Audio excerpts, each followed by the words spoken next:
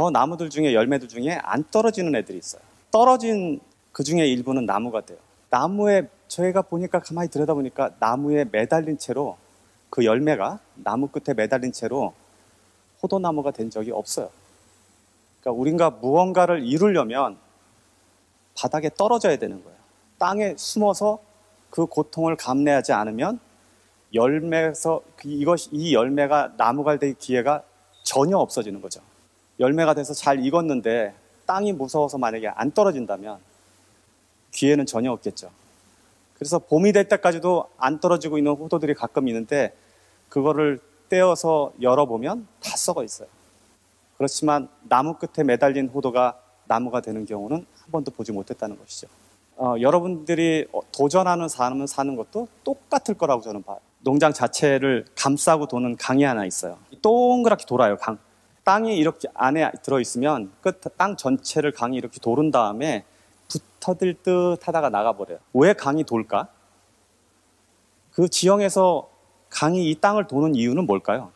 그게 지름길이라는 걸 알기 때문에 그래요. 강이 직선으로 흐르는 게 지름길이 아니라 그렇게 강이 도는 게 지름길이라는 걸 강은 안다는 거예요. 그 땅의 지형을 알고 있기 때문에. 그래야지 옳게 가는 거예요. 그러니까 우리가 어떤 경우에는 무턱대고 일을 하고 무식하게 도전하고 하는 것만 옳은 것도 아니고 누군가를 이해하고 감싸고 도는 것 자체가 그것이 가장 현명하게 일을 처리하는 방식일 수도 있어요. 강은 그걸 이해하고 도는 거죠. 만약에 강이 직선으로 그냥 폭포수처럼 그 대지를 휩쓸고 간다 그러면 어느 날 그 강이 없어질 거예요. 근데 강이 돌기 때문에 수백 년, 수천 년 그렇게 이어져 가는 거죠.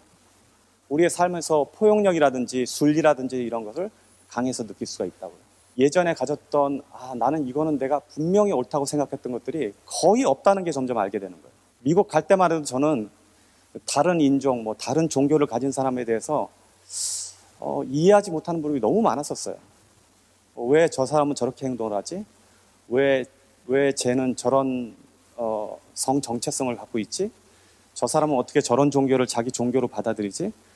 너무 차이가 나니까 그냥 나하고는 전혀 다른 사람 혹은 그거를 스스로는 내가 더 우월하다고 느낄 정도까지 편견에 쌓여 있었다고요. 점점 나이가 들면서 지워지더라고요.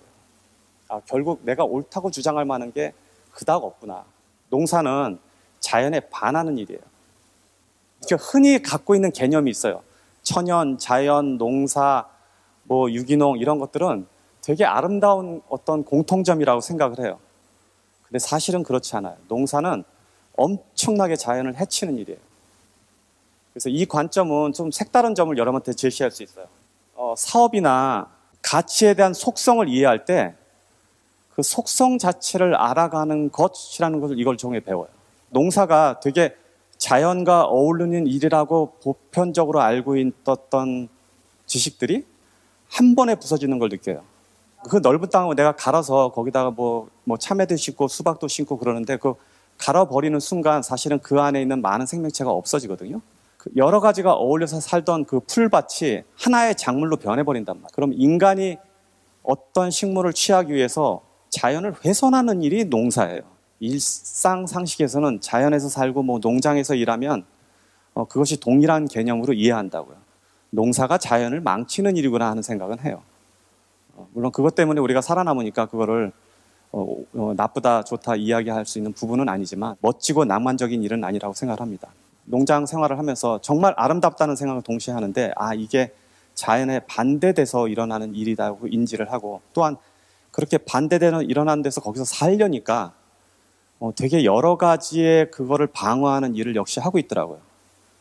그러니까 벌레 문제부터 시작해서 잡초를 죽인다든지 아니면 거기에 나보다 오래 살고 있었던 뱀이나 개구리를 다 몰아낸다든지 이런 일을 내가 하고 있단 말이에요.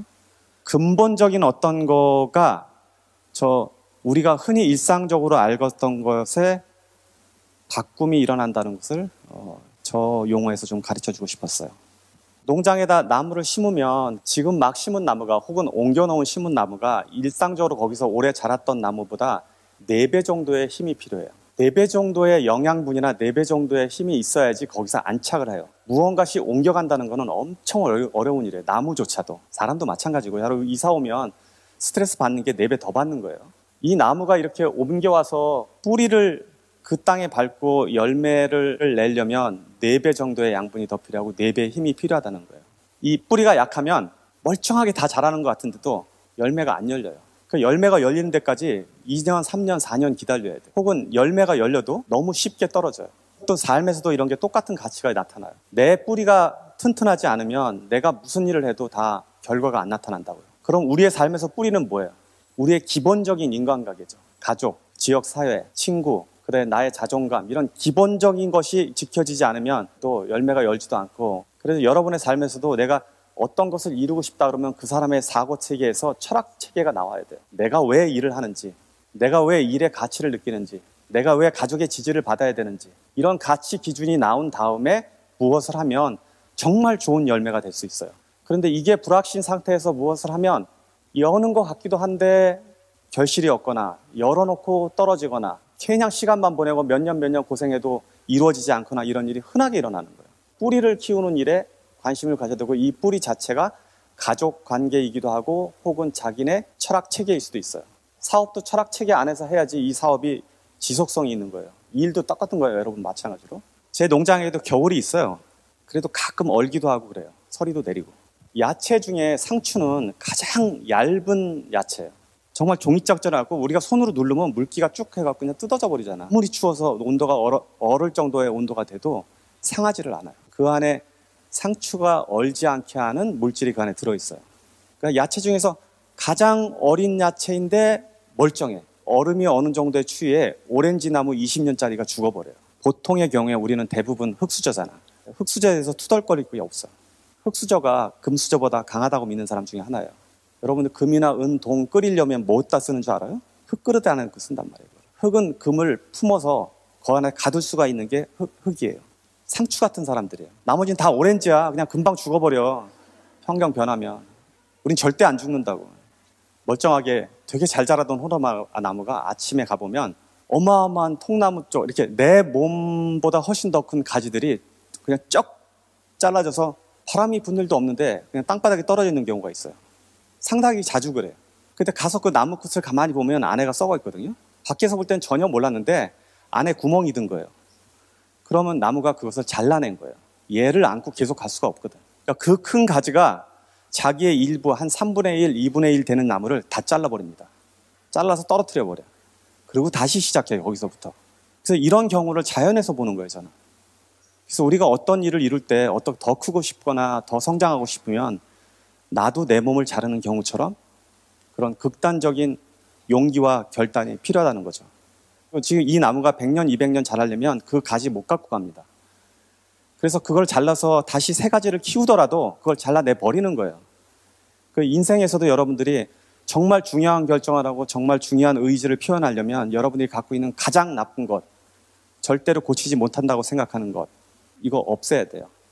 없애지 않으면 중간에 다 공멸하게 될 수도 있어요.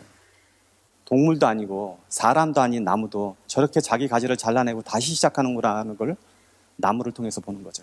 내가 갖고 있는 꿈의 크기가 대단하다면 그 대단한 꿈을 이루기 위해서 정말 대단한 어떤 것들을 잘라내야 할 수도 있습니다.